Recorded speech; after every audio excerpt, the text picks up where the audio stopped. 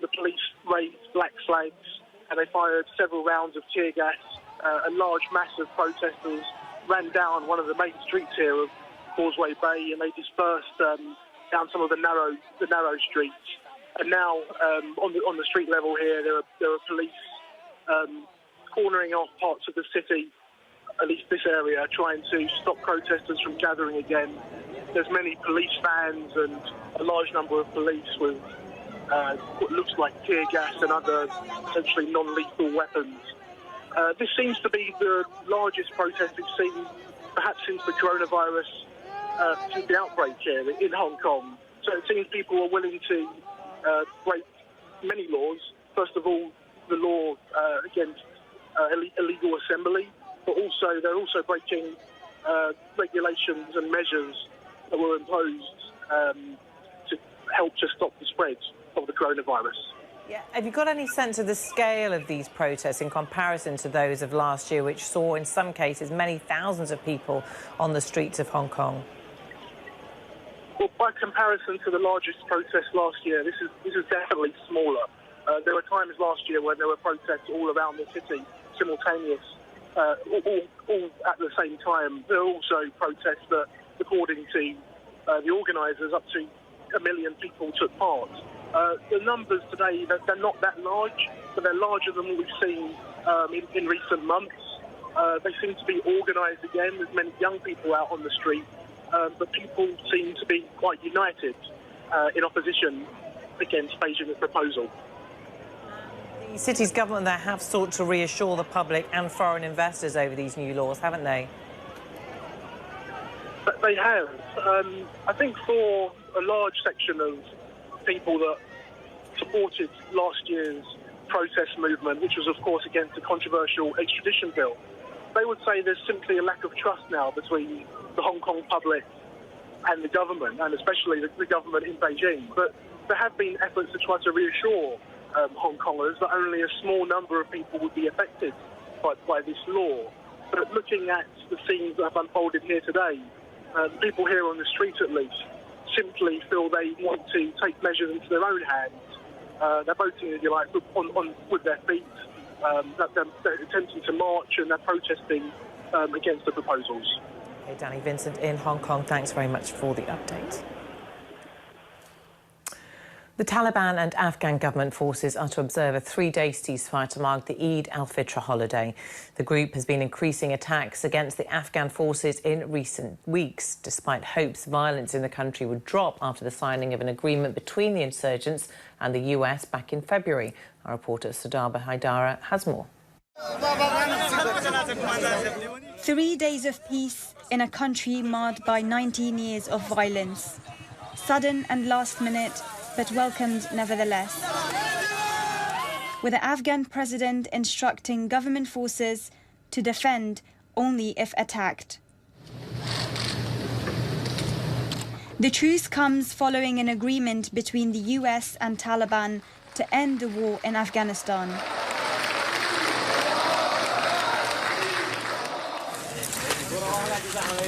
Although temporary, it's a relief for war-ridden Afghans, after a wave of violence with recent attacks on a maternity ward and another one on a funeral.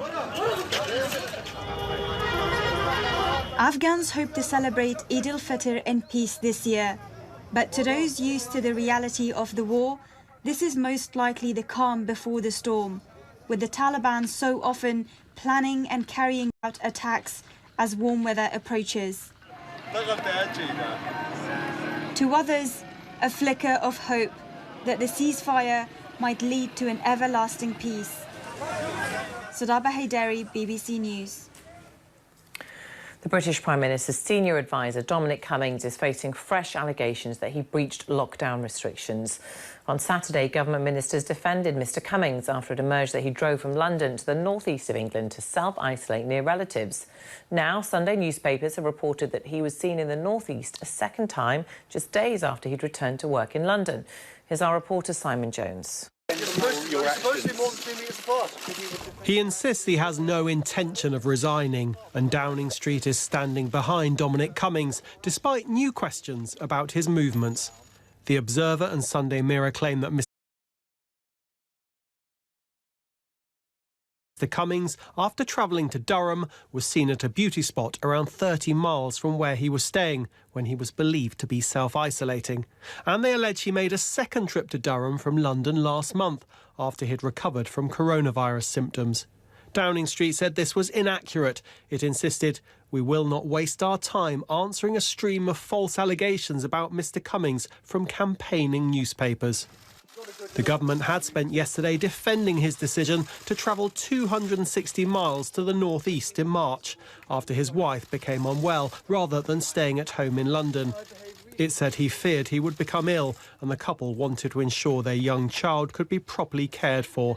He stayed in a house near his extended family in case his sister and nieces needed to help out. It's a question of doing the right thing. It's not about what you guys think. The government's guidance on self-isolation says if you live with others and you are the first in the household to have symptoms of coronavirus, then you must stay at home for at least 7 days. But all other household members who remain well must stay at home and not leave the house for 14 days. Ministers insist Mr Cummings acted legally and reasonably. What most people will probably be thinking, watching this, is what would I do in that situation? I've got a young child, my wife is unwell, I'm worried about the ability to support the child as a father. Do you then end up saying, well, you know, we'll take the best possible option in order to be able to provide the ongoing care for that child and therefore go to where there's a network, but not go to inside the parents' house, but rely on the younger generation? But opposition politicians say he must go. For him to then break the rules that he was probably setting himself and the rest of us have had to follow is just beyond belief. Tomorrow, the Cabinet will meet to discuss how to ease the lockdown further. But ministers will be convinced that new questions about Mr Cummings may make it harder to convince the public to stick to the guidelines currently in place. Simon Jones, BBC News. A large fire has engulfed parts of the popular Fisherman's Wharf in San Francisco. The area is closed due to the coronavirus lockdown, but there are fears for homeless people who use the building for shelter. Freya Cole reports. Overlooking the northern waterfront of Fisherman's Wharf, the glow of flames and a thick plume of smoke. By the time fire crews arrived to the warehouse, the blaze was out of their control.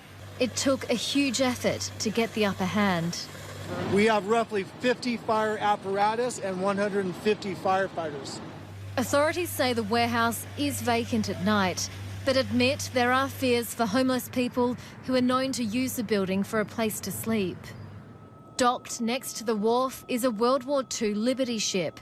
Authorities needed resources from the ground and in the water to save the historic vessel. If we're looking for one positive to come out of this tragic event, saving a historic World War II vessel at the beginning of Memorial Day weekend is something we should all be proud of as a community. Authorities say their priority now is to check if anyone was inside and how the fire started. Freya Cole, BBC News. Funerals have taken place in Pakistan for some of the victims of Friday's plane crash in Karachi, in which 97 people died. Flight data and cockpit recorders have been recovered and an investigation into the cause of the crash is underway. But the Pakistan Pilots Association says it doesn't trust the government to investigate properly. Umar Nangiani sent this report from the scene. So this is exactly the site where this Pakistan International Airlines plane crashed in Karachi yesterday. As you can see, this is that street where this debris is all over the place.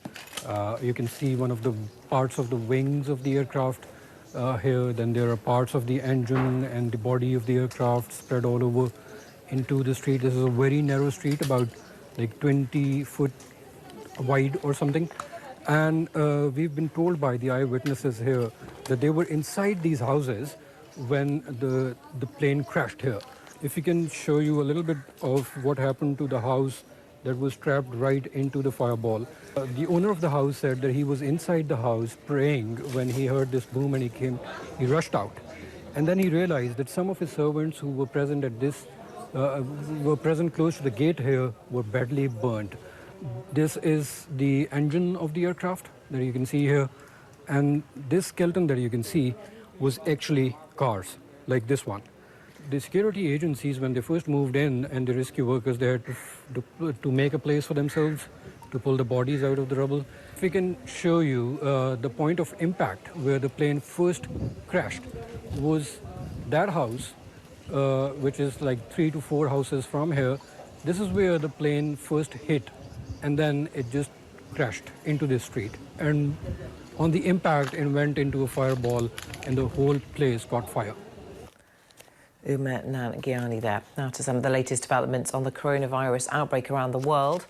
More than 5 million people are now known to have contracted the coronavirus globally, and there have been more than 340,000 reported deaths. More than 97,000 of those are in the US, according to data from Johns Hopkins University. The New York Times has been reflecting on the devastating toll of the coronavirus with this front page, which bears the names of 1,000 people who've died. That's only 1% of the total number of deaths recorded in America so far. A report from the Mexican government has found a 25% reduction in drug cartel activity since the start of the coronavirus crisis. However, there has been an increase in the number of murders, mostly gang-related. This is thought to be because cartel members with more time on their hands have been settling scores. And one of the world's major pilgrimage sites, the Church of the Holy Sepulchre, is opening its doors again on Sunday, 2 months after it was closed due to the coronavirus pandemic. Visitor numbers will be limited to 50 at a time. And you can find more on all of our top stories, including analysis by our correspondents, on the BBC News website. You can also find useful articles such as this from our visual and data journalism team, showing which parts of the world have been the hardest hit and where cases are still rising. The Muslim festival of Eid won't be the same this year. No morning prayers at the mosque, no chance of meeting family and friends to celebrate Islam's most important festival. Eid begins today and marks the end of the fasting month of Ramadan. So how will people celebrate this year? I spoke to our correspondent Lina Sinjab, who is in Beirut. Well, it is definitely going to be different. This is a very important moment for the Muslim community to celebrate, to get together, not only with the direct family members, but everyone who, like beloved one. Usually people go from door to door, house to house, celebrating Eid together. Children and kids would go to playgrounds and celebrate, especially during the Eid time. And of course, most importantly, is the Eid prayer at the mosque in the morning at dawn, which was empty this morning across many Muslim countries. Of course, many countries in Turkey and, for example, Turkey is still going with total lockdown, especially during the Eid period, because they are worried about the coronavirus. However, Iran says that they're going to open up the prayer locations and prayer mosques for people to go and celebrate. Here in Lebanon, in Syria, in Egypt, there has been some ease of restrictions where people can still visit each other, but on a very limited scale, like house to house, where the population have to take care of and to be responsible for their own safety and their own health and the health of their beloved one, following the restrictions of social distancing, masks, and furthermore details and protocols of the coronavirus protection. Lina Sinjab there. This is BBC World News, the headlines. Thousands take to the streets of Hong Kong in a mass anti-government protest to oppose China's new security law plan. After weeks of increasing attacks, Taliban and Afghan government forces agree a 3-day ceasefire to mark the Eid holiday. Now, while revamping the tourism industry is not going to be necessary in many countries in Europe for months to come, Greece is preparing for the possibility of its season restarting in mid-June. The country has reported less than 3,000 cases and 171 deaths. Well, let's go to our correspondent Quentin Somerville, who is in Athens for us. Quentin, welcome to you. They may be preparing, but is anyone going to come? Well, the first step is allowing Greeks to come and allowing Greeks to travel across their own country, because up until now they've been restricted to the mainland. As from Monday, they'll be able to visit the islands again, and that will certainly help in terms of domestic tourism. We went to the Acropolis the other day, which would usually see about 20,000 visitors every single day. There were barely 100, all locals, of course. But this is, as you mentioned in your introduction, Greece locked down early and hard, and it's coming out of that lockdown pretty much before everybody else. In the city in Athens yesterday, I was able to go and get a haircut. The barber was wearing a face mask. I was able to go to a busy department store where they were sanitising the changing rooms in between customers. As of Monday, bars and restaurants will open here. So they're trying to get everything in place before they start welcoming back foreigners.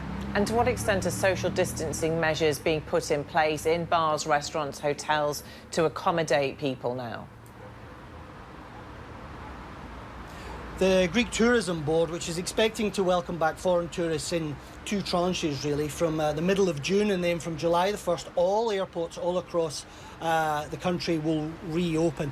They've now issued a very detailed instruction manual, if you like, in terms of handling tourists when they return in the time of coronavirus, even down to how many times you sanitise the TV remote control in a hotel room.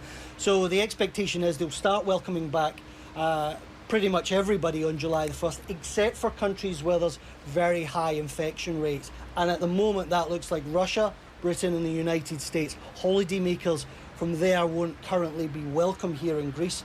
But I was speaking to the tourism minister yesterday, and he said that as the virus weakens in those countries, they'll be looking at the numbers every single week, and then they'll be ready to welcome back those countries too. And of course, tourism hugely important for the Greek economy, possibly more now than ever when it's suffered years of economic deprivation. That's right. You know, I was speaking to one of the guides up on the Acropolis slopes.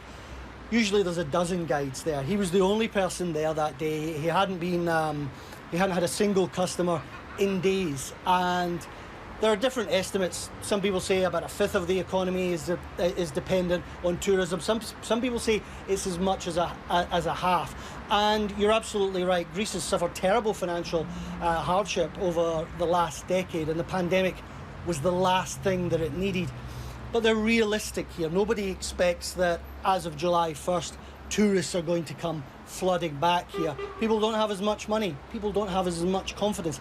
This is a slow process, but hopefully Greece is taking its first steps towards resuming something approaching business as usual.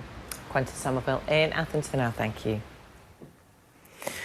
The charity, which helps people with obsessive-compulsive disorder, says it's had to double its online help services to cope with increased demand during lockdown. OCD is ranked among the 10 most debilitating health conditions in the world. Sufferers have obsessive thoughts and compulsive behaviours, hard enough to manage in normal circumstances, but even harder in lockdown. Megan Owen reports. It's the end of week 9 of lockdown, and for many, the days have all felt the same. But repetition is nothing new to those with OCD. For me, my main compulsion is something called, its official name is trichotillomania. I will essentially feel a really strong urge to tweeze, whether it be my eyebrows, my arms, my legs, any part of my body. Lockdown has definitely made these compulsions worse. A lot of it, I think, is genuinely just because I'm not at work all day. I don't have the everyday distractions of other people. I'm certainly not as busy as I was. I've got a lot more time to ruminate and worry and feel anxious. The problem with having OCD is that these intrusive thoughts just don't seem to stop. They just go round and round and round. You've both said that lockdown has had a negative impact on your OCD. How have you managed this? My key advice would be finding distractions, because, you know, the more distracted you are, the less you can act upon compulsions. And I think also meditation's been a really good one. So there are loads of apps like Calm and Headspace and all of those ones. Even when I don't particularly feel like it, just trying to reach out to family and friends, having a day out where I just try and relax, try not to think too much about work. But Emily has had a different experience. Just before lockdown, my contamination OCD was starting to creep back in again. I was wanting to wash my hands all the time, and also I was having compulsions like tap the side of the car in 10 lots of 10 so that your family don't get the virus. While lockdown has been happening, my OCD hasn't been as bad because I'm not leaving the house, so I'm not that worried about contamination. So I am kind of worried for when things go back to normal, but I do feel confident that I've got a lot of skills to cope with it. Whilst lockdown may be easing, the challenges will continue for some. Megan Owen, BBC News. The Duke of Cambridge has revealed he has found parenting overwhelming at times and says having children brought back the emotions he felt following the death of his mother. Speaking candidly in a new BBC documentary which hopes to encourage men to open up about their mental health through football, Prince William shares the impact being a father has had on his own well-being. Our correspondent Sean Dilley has more. When you've been through something traumatic in life, and that is, like you say, your dad not being around, my mother dying when I was younger, your emotions come back in leaps and bounds. The Duke of Cambridge speaking about his struggles with parenting as a father of three. I've definitely found it very, at times overwhelming. Me and Catherine particularly, we support each other and we go through those moments together and we kind of evolve and learn together.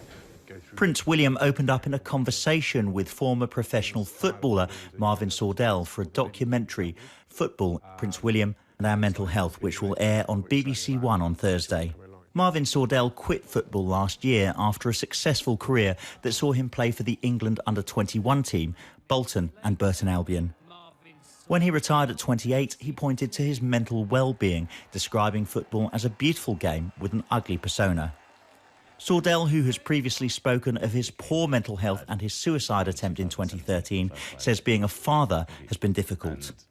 It was the hardest time of my life. I found it really, really tough. And, I grew up without my father and I've not had a father to look up at, and now I've got a child, looking up at a father, and I don't really know how I'm dealing with this, and I really struggled with my emotions at that time. And the programme features conversations with footballers, fans and managers from all walks of life. Prince William says he wants his emotionally charged documentary to kick off the biggest ever conversation on mental health through football. Your dad would be very proud of you. He would. As your mum would. Yeah, I appreciate that. You'll make all the right decisions. I know you will. I can see the kind of man you are and you're going to be absolutely fine. You'll be a great dad. Sean Dilley reporting there. A nursing home in northern France has created a solution to allow elderly residents to see their loved ones. It is called a visiting bubble, and it comes with the necessary plastic screens to make sure both parties remain safe. Well, 95-year-old Fernande was one of the first residents to try out the new room, and she was delighted to see her daughters for the first time in many weeks. Lovely there. Now, let's return to Hong Kong just before we go, where police have fired tear gas at anti-government demonstrators as thousands have gathered on the streets to protest against China's controversial new plan to directly impose national security laws on the city. This is the scene live at Causeway Bay, which is normally a very busy shopping district, where there have been repeated standoffs between protesters and police. Well, China's planned new security law has drawn criticism from foreign governments, international human rights groups and some business lobbies. 200 senior politicians from around the world have issued a joint statement against the draft law. That's it from me for now. You can reach me on Twitter. I'm at Samantha TV News. Thanks for watching.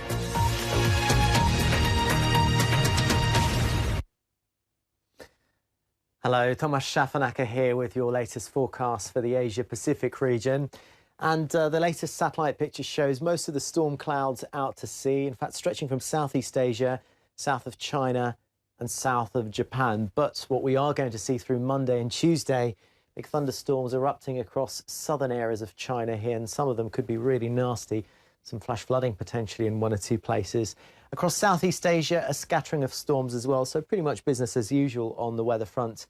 And the same goes for Malaysia and across Indonesia and into Papua New Guinea. And you can see the high temperatures there for Monday. Let's have a look at the city forecast for the next few days. It's certainly going to be hotting up in Beijing. On Monday, only 21. By Tuesday, it's 28. And then we could be getting up into the mid-30s later on in the week. Let's have a look at the weather across Australia now. And also Sunday and into Monday, we'll see the weather going downhill in the west here. Actually, wind and rain all linked to an ex-tropical weather system. The other side of Australia, it's also unsettled close to Sydney, and weather systems also moving through New Zealand Sunday and into Monday. So some rain for both the North and the South Island of New Zealand. Let's have a look at some cities. In Sydney, the weather's going to be quite changeable, hovering around the 20-degree mark over the coming days. Bye-bye.